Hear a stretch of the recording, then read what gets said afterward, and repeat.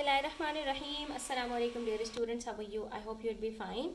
आज हम करने जा रहे हैं नंबर पैटर्न्स के अंदर मज़ीद क्वेश्चंस। बेसिक लेवल के क्वेश्चंस हमने कंप्लीट कर लिए हैं। आज हम स्टार्ट करेंगे इंटरमीडिएट लेवल के क्वेश्चंस। तो ये भी उसी तरह से होंगे, बस थोड़ी सी चीज़ें आपकी जो है वो एडवांस हो जाएंगी, तो परेशानी की कोई भी बात नहीं है। Let's start from question number 7 and let's see what it says. तो क्वेश्चन नंबर 7 में you are provided with the sequence formula.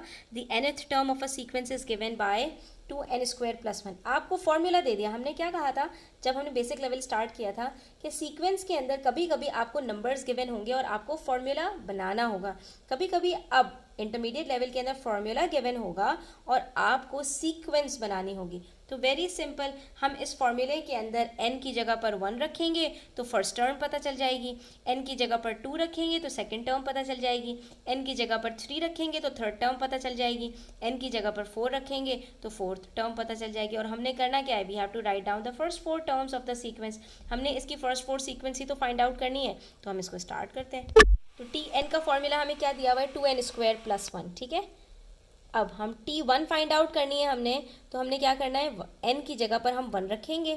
ठीक है, 1 का स्क्वायर क्या होता है, 1 होता है। तो 2 को 1 से मल्टीप्लाई करो, क्या आंसर आएगा, 2। 2 + 1 3। इसका मतलब है टर्म नंबर 1 हमारे पास यहाँ पर क्या है, 3। इसी तरह से अब यहाँ पर n की जगह पर जब हम 2 रखेंगे तो हमें टर्म नंबर 2 पता चल जाएगी। ठीक है, बट मेक श्योर यहाँ पर कुछ चीज़ों का आपने ध्यान रखना है। जो बॉड मास रूल होता है वो हमसे कहता है कि BODMAS में O इज़ फॉर ऑर्डर। जब आपके पास किसी नंबर के ऊपर पावर हो और वो नंबर किसी के साथ मल्टीप्लाई भी हो रहा हो आउटसाइड द ब्रैकेट, तो हमेशा याद रखें आपने हमेशा पावर को पहले सॉल्व करना है। सो इट वुड बी 2 की पावर 2, 2 2s are 4 + 1। इस सिचुएशन में तो आपके पास अगर आप पहले मल्टीप्लाई भी कर देते हैं आंसर सेम आता। क्यों? क्योंकि 2 × 2 भी 4 होता है और 2 का स्क्वायर भी 4 होता है।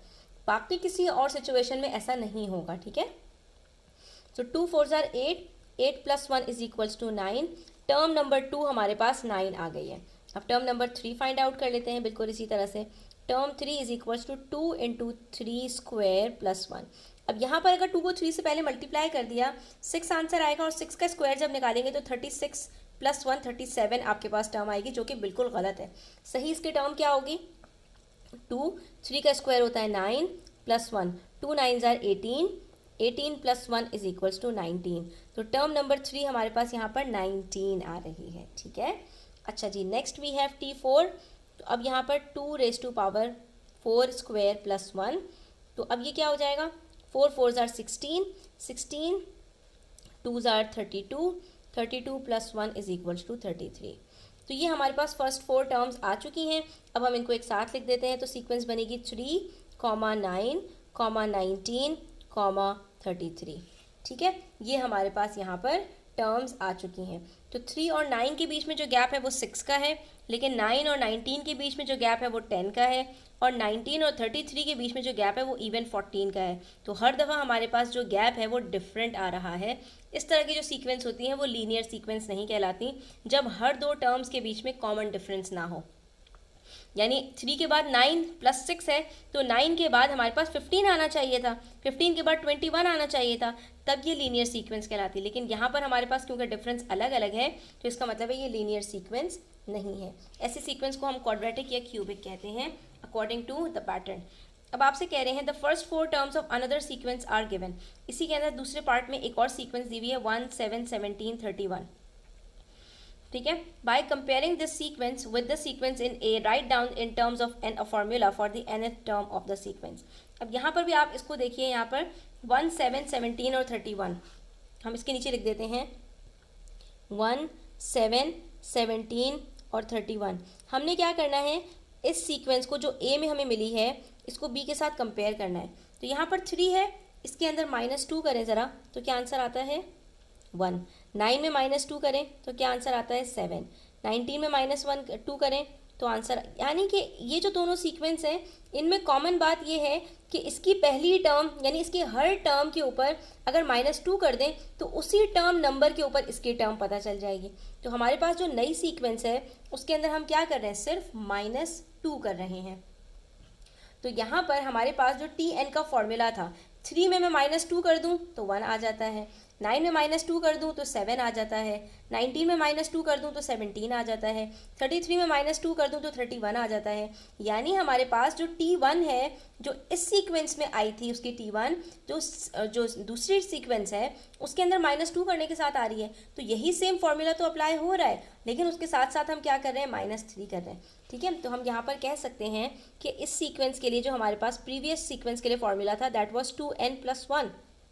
ठीक है, तो अब हमारे पास जो नई सीक्वेंस है उसके लिए फॉर्मूला क्या होगा, Tn is equals to 2n+1 -2। लेकिन ये 1 - 2 अगर हम कर दें यहाँ पर तो हमारे पास आंसर क्या आता है, 2n -1।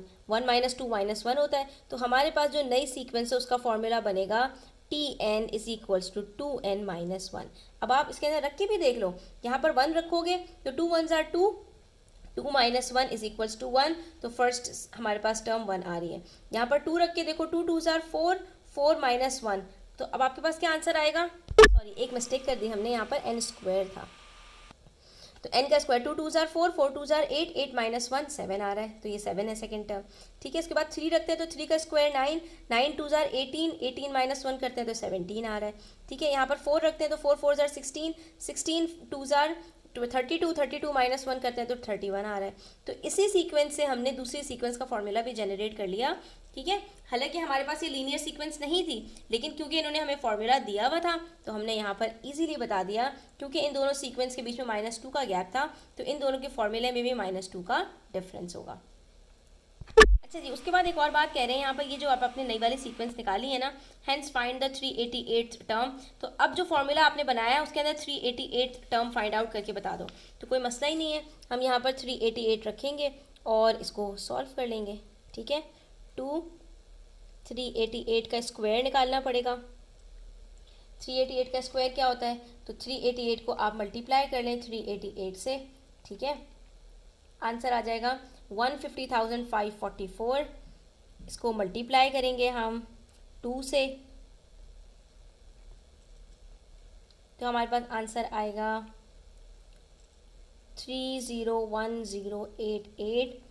और इसको माइनस कर देंगे 1 के साथ, तो आंसर हो जाएगा 301087। यानी कि इस सीक्वेंस में जो हमारे पास इसमें दूसरी वाली जो सीक्वेंस आ रही है 1 7 17 31, इसके अंदर 388 नंबर के ऊपर हमारे पास कौन सी टर्म होगी, 3,01,087। चलें जी, अब क्वेश्चन नंबर 8 हम सॉल्व कर लेते हैं। क्वेश्चन नंबर 8 में कह रहे हैं the first 4 figures of a sequence are shown. जैसे हमने क्वेश्चन नंबर 5 और 6 किया था उसी टाइप का एक क्वेश्चन है, फिगर में सीक्वेंस दी हुई है। तो अब यहाँ पर हमने देखना है फिगर नंबर 1 में कितने ट्राइंगल्स हैं, 1 2 3 4। इसके अंदर कितने ट्राइंगल्स हैं, ये 4 के साथ साथ 1 2 3 4 5, 4 + 5 9 ट्राइंगल्स आ गए। इसमें 4 थे, इसमें 9 आ गए। इसके अंदर 9 के साथ यहाँ तो ये वही सेम ट्राइंगल था ना, एक ब्लॉक और ऐड हो रहा है, तो 9 के साथ और कितने आ गए, 1 2 3 4 5 6 7, तो 9 + 7 इज 16। ओहो, ये तो परफेक्ट स्क्वायर्स बन रहे हैं, 2 का स्क्वायर, फिर 3 का स्क्वायर, फिर 4 का स्क्वायर, तो अगले उसमें 25 होने चाहिए। चेक कर लेते हैं, यहाँ तक ये 16 थे, ऊपर से लेके यहाँ तक, ठीक है सेम है ना। तो अब ये वाला ब्लॉक जो है इसके अंदर देख लेते हैं कितने हैं, 17 18 19 20 21 22 23 24 25। वाओ, इसका मतलब ये हुआ कि फिगर नंबर 1 में हमारे पास 2 का स्क्वायर है, यानी एक नंबर बड़ा। ठीक है, फिगर नंबर 1 में 1 का स्क्वायर नहीं है, 2 का स्क्वायर है। 2 में 3 का स्क्वायर है, 3 में 4 का स्क्वायर है, 4 में 5 का स्क्वायर है। तो जो भी हमारे पास फिगर नंबर होगा उससे एक नंबर बड़े का स्क्वायर होगा जो नंबर ऑफ ट्राइंगल्स होंगे। तो यानी कि अगर हमें ये पता लगाना है कि किसी भी फिगर नंबर के अंदर कितने नंबर ऑफ ट्राइंगल्स होंगे, तो हम क्या करें, जो भी फिगर नंबर है उसमें +1 करें और +1 करने के बाद उसका स्क्वायर निकाल लें, तो हमारे पास इजीली उस फिगर के अंदर कितने ट्राइंगल्स होंगे ये हमें पता चल जाएगा। ठीक है, तो आपसे कह रहे हैं draw the next 2 figures of the sequence. तो आपने क्या करना है, सेम यही आपने ड्रॉ करना है। ठीक है, यही ट्राइंगल आपने ड्रॉ करना है जो आपके पास फिगर नंबर 4 में है, बस एक ब्लॉक आपने यहाँ पर और बढ़ा देना है। ठीक है, इसके अंदर कितने ट्राइंगल्स आपके पास आ जाएंगे, 1 2 3 4 5 6 7 8 9। इसमें आपके पास 9 ट्राइंगल्स थे, इसमें 3 थे, फिर 5 हुए, फिर 7 हुए, फिर 9 हुए, तो अब कितने ट्राइंगल्स होंगे, 11। 1 2 3 4 5 6 7 8 9 10 11। ठीक है, ये 11 आ गए। और 25 में 11 प्लस करोगे तो कितने ट्राइंगल्स हो जाएंगे आपके पास, आपके पास हो जाएंगे 36, 36 6 का स्क्वायर है, और ये फिगर नंबर कौन सा है 5, तो 5 + 1 6 होता है, और 6 का स्क्वायर नंबर ऑफ ट्राइंगल्स आ गए। और अगली फिगर में कितने होंगे, तो अगली फिगर में हमारे पास यहाँ पर 6 का स्क्वायर के नंबर ऑफ ट्राइंगल्स थे, अगली फिगर में 7 का स्क्वायर 49 नंबर ऑफ ट्राइंगल्स होंगे, तो अगली फिगर में हमारे पास 49 ट्राइंगल्स हैं। तो इसी तरह से आपने ये फिगर बनानी है, जो फिगर बनी हुई है इसी फिगर को आपने बनाना है, बस उसके नीचे एक ब्लॉक का आपने इजाफा कर देना है। उसके बाद आपसे कह रहे हैं कंप्लीट द टेबल। अब फिगर नंबर दी हुई है, नंबर ऑफ स्मॉल ट्राइंगल्स की बात कर रहे हैं। फिगर नंबर 1 के अंदर 2 का स्क्वायर है, ठीक है, या फिर मैं इसको इस तरह से भी कह सकती हूँ कि 1 + 1 का स्क्वायर है, ठीक है। जो भी फिगर नंबर है उसमें हम +1 करके फिर स्क्वायर निकाल रहे हैं, ठीक है, तो वो 4 आ रहा है। फिगर नंबर 2 है, तो 2 में +1 करके 3 का स्क्वायर निकाल रहे हैं, तो वो 9 आ रहा है। 3 के अंदर क्या करेंगे, 3 में +1 करते हैं 4 आता है, 4 का स्क्वायर 16, ठीक है। फिर क्या है, 4 + 1 5 का स्क्वायर 25, फिर 6 का स्क्वायर 36। तो जो नंबर है उससे एक नंबर बड़े का स्क्वायर है, 6 में 7 का स्क्वायर 49। तो यहाँ पर कोई भी नंबर होगा तो हमने क्या करना है, उसमें +1 करके फिर उसका स्क्वायर निकालना है, ठीक है। तो हमारे पास इसका फॉर्मूला क्या बनेगा इस सीक्वेंस का, n+1 square. Number of triangles निकालने हों तो सिर्फ और सिर्फ फिगर के +1 करो और फिर जो भी आंसर आता है उसका स्क्वायर निकाल दो, आपके पास नंबर ऑफ ट्राइंगल्स निकल आएंगे। आपसे कह रहे हैं find the number of triangles. Number of triangles बताओ किसमें, 20th फिगर में। तो अगर फिगर नंबर 20 है तो 20 के अंदर 21 का स्क्वायर के आपके पास जो है वो नंबर ऑफ ट्राइंगल्स होंगे, यानी 20th फिगर के अंदर 21 के स्क्वायर के बराबर हमारे पास नंबर ऑफ ट्राइंगल्स होंगे, दैट इज 441। यानी अगर इसी तरह से हम सीक्वेंस बनाते चले गए तो जब हम 20th नंबर पर पहुंचेंगे तो उसमें हमारे पास जो नंबर ऑफ ट्राइंगल्स होंगे वो 441 होंगे। आपसे कह रहे हैं find the value of n। अब बताओ कि कौन सी फिगर नंबर के अंदर आपके पास 121 स्मॉल ट्राइंगल्स होंगे। तो अब हमने क्या करना है, सबसे पहले तो हमने ये पता लगाना है कि 121 किसका स्क्वायर है, तो 121 11 का स्क्वायर होता है, ठीक है। तो इसका मतलब क्या हुआ कि हमारे पास जो फिगर नंबर होगी वो एक और कम होगी, क्योंकि फिगर नंबर कम होती है नंबर ऑफ ट्राइंगल्स जिस नंबर का हम स्क्वायर फाइंड आउट कर रहे होते हैं, तो फिगर नंबर उससे कम होती है। यानी नंबर ऑफ ट्राइंगल्स अगर 4 का स्क्वायर है, 4 का स्क्वायर है, ठीक है, तो फिगर नंबर 3 होगी, ठीक है। इसी तरह से नंबर ऑफ ट्राइंगल्स अगर 6 का स्क्वायर है तो फिगर नंबर क्या होगी, एक कम 5 होगी। तो यहाँ पर अगर हमारे पास 121 इसका स्क्वायर रूट अगर हम फाइंड आउट करें तो वो हमारे पास क्या आता है, 121 का स्क्वायर रूट आता है 11। तो अगर हमने ये पता लगाना है कि कौन सी फिगर नंबर में होगा तो हम यहाँ पर क्या करेंगे, रिवर्स वर्किंग करेंगे, 11 में से 1 माइनस करेंगे तो हमारे पास आंसर आ जाएगा। इसका मतलब ये हुआ कि n यहाँ पर हमारे पास कितना होगा, 10, यानी 10th फिगर होगी अगर 10वीं फिगर के अंदर हमारे पास 121 स्मॉल ट्राइंगल्स होंगे। आप चेक कर लो, 10 पे +1 करते हैं तो 11 आता है और 11 का स्क्वायर 121 होता है, ठीक है। इसको सॉल्व करने के लिए आपने रिवर्स वर्किंग करनी है, पहले आपने स्क्वायर रूट निकालना है और फिर आपने -1 करना है। और जब फिगर नंबर से आप स्मॉल ट्राइंगल्स निकालने के लिए जाओगे तो पहले +1 करना है फिर स्क्वायर निकालना है, ठीक है। तो इस चीज़ का आपने सीक्वेंस का बहुत ज़्यादा ध्यान रखना है। सीक्वेंस बहुत मैटर करती है कि अगर हमने नंबर ऑफ ट्राइंगल्स निकालना है तो हम क्या कर रहे थे, हम n में +1 करते हैं पहले और फिर स्क्वायर निकालते हैं, ठीक है। तो जब n निकालना होगा तो हम क्या करेंगे, नंबर ऑफ ट्राइंगल्स का स्क्वायर रूट पहले निकालेंगे और फिर हम -1 करेंगे। यहाँ पर पहले -1 है तो यहाँ पर बाद में -1 है, यहाँ पर बाद में स्क्वायर है तो यहाँ पर पहले स्क्वायर रूट है। जो काम आखिर में हो रहा होता है रिवर्स करते हुए वो काम पहले होता है, और जो काम पहले हो रहा होता है वो रिवर्स करते हुए वो काम आखिर में होता है, ठीक है। तो ये हमारा यहाँ पर क्वेश्चन नंबर 8 का पार्ट 3 सॉल्व हो गया और पार्ट 4 भी हमारे पास यहाँ पर सॉल्व हो गया है, ठीक है। अच्छा जी, उसके बाद क्वेश्चन नंबर 9 देखिए, बड़ा ही मज़े का क्वेश्चन है। इसमें आपसे कह रहे हैं consider the following number pattern. अब जो नंबर पैटर्न आपको दिया है उसके अंदर पहली टर्म है 4, फिर 10, फिर 18 और 28। ये निकाल कैसे रहे हैं ये सारी टर्म्स को, इनमें पैटर्न क्या है। तो ये ऐसे दो नंबर्स को मल्टीप्लाई कर रहे हैं। पहली बात तो ये कि पहली टर्म के अंदर इन्होंने 1 को मल्टीप्लाई किया है 1 + 3 वाले नंबर से, यानी पहला नंबर 1 है, हर सीक्वेंस के अंदर उसी नंबर का जो है वो जो सीक्वेंस चल रही है वही नंबर आप मल्टीप्लाई कर रहे हैं दूसरे नंबर से, लेकिन जो दूसरा नंबर है वो उसी नंबर का +3 करके है, ठीक है। तो यहाँ पर जो फर्स्ट टर्म इन्होंने निकाली है वो कैसे निकाली है, 1 × 1 + 3, ठीक है। दूसरी टर्म जो निकाली है इन्होंने 2 मल्टीप्लाई बाय 2 प्लस 3, ठीक है, 2 प्लस 3 5 होता है। तीसरी में 3 मल्टीप्लाई बाय 3 प्लस 3, तो 3 प्लस 3 6 होता है, 3 6 8 कर लिया। चौथी में 4 मल्टीप्लाई बाय 4 प्लस 3, 4 प्लस 3 7 होता है, 7 को 4 से मल्टीप्लाई कर लिया। तो फिफ्थ टर्म क्या होगी, 5 मल्टीप्लाई बाय 5 प्लस 3। तो कोई सी भी टर्म हो उसके अंदर आपने क्या करना है कि उसी नंबर को प्लस 3 करके फिर उससे मल्टीप्लाई करवाना है, तो उस टर्म के ऊपर आपके पास कौन सी टर्म आएगी वो आपको पता चल जाएगा। तो इन्होंने क्या किया कि इन्होंने हमसे कहा कि अच्छा इसी सीक्वेंस के अंदर हम आपको बताते हैं कि एक टर्म हमारे पास 208 है, बताओ कि वो कौन सी लाइन में होगी। पहली लाइन में हमारे पास 4 आ रहा है, ठीक है, दूसरी लाइन में 10 आ रहा है। तो पहली लाइन में हम क्या कर रहे हैं, 1 को 1 प्लस 3 से मल्टीप्लाई कर रहे हैं, दूसरी लाइन में हम 2 को 2 प्लस 3 से। तो जो भी हमारे पास लाइन होगी उस नंबर को हम उस नंबर के साथ प्लस 3 करके मल्टीप्लाई कर रहे हैं। तो बताओ कौन सी लाइन होगी कि उस लाइन के नंबर को हम प्लस 3 करके उसके साथ मल्टीप्लाई कर रहे हैं। तो 208 आंसर आ रहा है। तो अभी कैसे पता लगाएं, तो पहली बात तो ये कि हम यहाँ पर के की वैल्यू बाद में निकालेंगे, पहले हम कह रहे हैं right down the 6th line in the pattern. तो 6th लाइन के लिए हमने क्या करना है, अब हमने 5th लाइन निकालने की ज़रूरत नहीं है। 6th लाइन के लिए हम क्या करेंगे, 6 को मल्टीप्लाई करेंगे 6 प्लस 3 के साथ। तो 6 प्लस 3 कितना होता है 9, और 6 9s आर 54। तो हमारे पास जो 5th लाइन है उसके अंदर जो पैटर्न होगा वो 54 होगा। 5th लाइन में क्या होगा, 5th लाइन में हम ऑलरेडी निकाल चुके हैं, 5 मल्टीप्लाई बाय 8 दैट इज़ 40। तो 5th लाइन में 40 है और उसकी अगली लाइन में 54 आ गया। अब यहाँ पर कह रहे हैं डिड्यूस द वैल्यू ऑफ के, जब अगर आपको कह रहे हैं बताओ कौन सी लाइन होगी कि उसके अंदर हम प्लस 3 करके उससे मल्टीप्लाई करवाएं तो 208 आंसर आ जाए। अब ये तो बड़ा मुश्किल काम है, खैर ज़्यादा बड़ा नंबर नहीं है, आप थोड़ा सा और आगे जाएंगे। लेट से हम यहाँ पर ले लेते हैं 11। तो 11 को हम किससे मल्टीप्लाई करेंगे, 11 मल्टीप्लाई बाई 11 प्लस 3 14।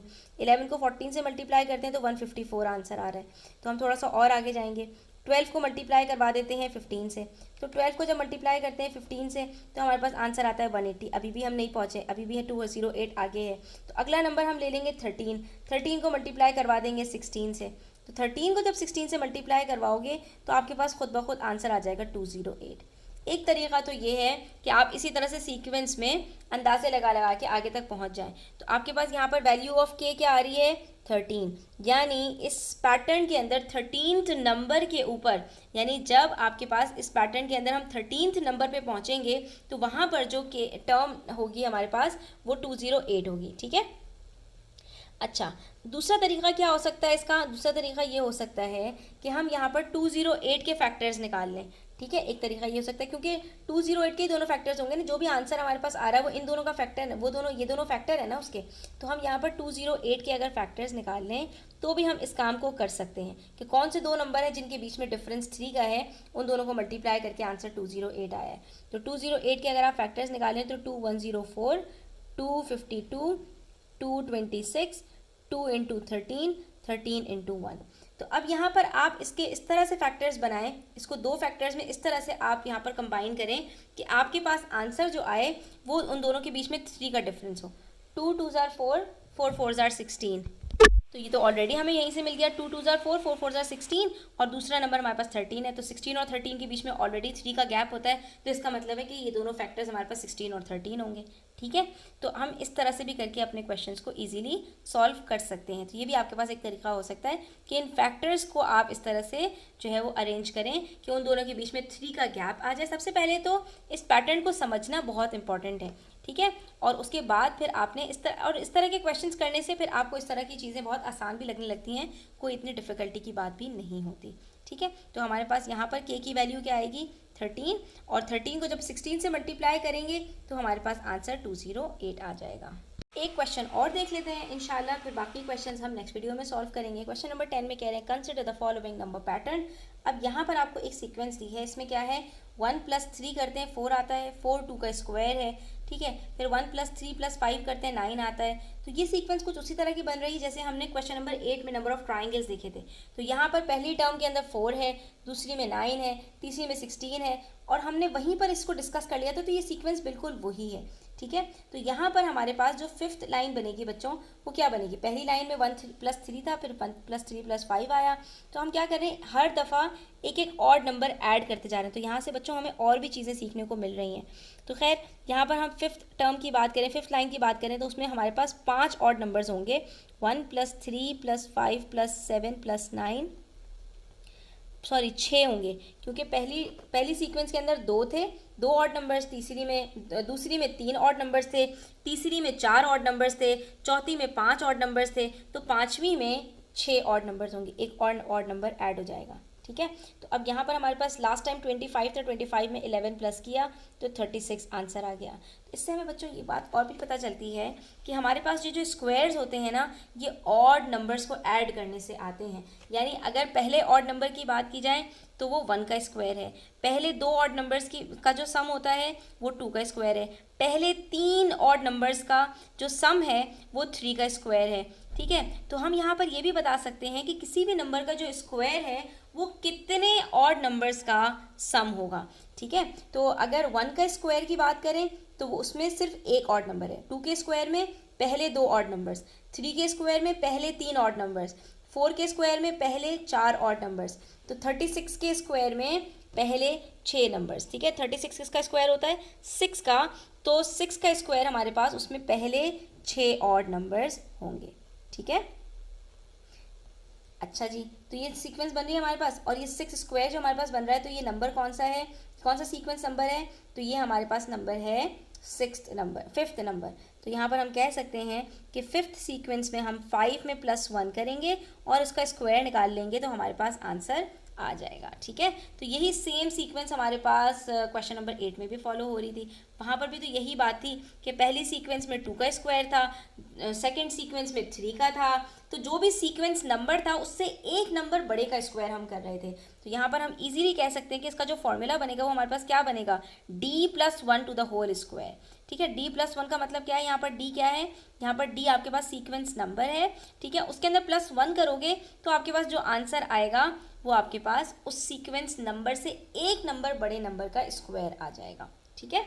अब आपसे कह रहे हैं फिफ्थ लाइन तो हमने लिख दी, गिवन दैट b = 169, इस सीक्वेंस में कह रहे हैं कि अगर आपके पास b जो है वो 169 हो तो बताओ a, c और d क्या होगा। b क्या है, b किसको हमारे यहाँ पर जो है वो एक्सप्रेस कर रहा है, तो b यहाँ पर एक्सप्रेस कर रहा है परफेक्ट स्क्वायर को। तो b अगर हमारे पास 169 है तो हम यहाँ पर खुद ब खुद बता सकते हैं कि b किसका परफेक्ट स्क्वायर है, तो b का स्क्वायर रूट c है। तो हम यहाँ पर b के नीचे रखते हैं 169 और उसके बाद c के नीचे हम यहाँ पर क्या रखेंगे, 169 का स्क्वायर रूट। तो 169 का स्क्वायर रूट क्या है बच्चों, 13। तो ये आ गया c की वैल्यू हमारे पास। ठीक है। 13 का स्क्वायर 169 होता है, c की वैल्यू निकल आई। तो c के बाद जो d होता है वो c से भी 1 माइनस करके आ रहा होता है, तो d हमारे पास यहाँ पर क्या हो जाएगा, क्योंकि हमारे पास जो फॉर्मूला है d+1 इसके अंदर जो d है वो c से 1 माइनस करके आया है, तो ये क्या हो जाएगा 12+1 ठीक है। अच्छा, और उसके बाद पीछे चले जाएं हम तो यहाँ पर a क्या होगा हमारे पास, तो देखो हमने क्या कहा था, जिस नंबर का भी स्क्वायर होगा उतने हमारे पास पहले ऑड नंबर्स होंगे। तो इसका मतलब है 13 का स्क्वायर का मतलब है कि हमारे पास यहाँ पर जो स्क्वायर्स होंगे वो कितने होंगे, फर्स्ट 13 ऑड नंबर्स हमारे पास आएंगे। ठीक है। 1 का स्क्वायर था तो एक ऑड नंबर, 2 का स्क्वायर था तो 2 ऑड नंबर, 3 का स्क्वायर था तो 3 ऑड नंबर, तो 13 का स्क्वायर है तो 13 ऑड नंबर्स होंगे। तो हम क्या करेंगे, हम 1 से स्टार्ट करते हैं और देखते हैं कितने ऑड नंबर्स हमारे पास आ जाते हैं। 1 2 3 4 5 6 7 8 9 10 11 12 13।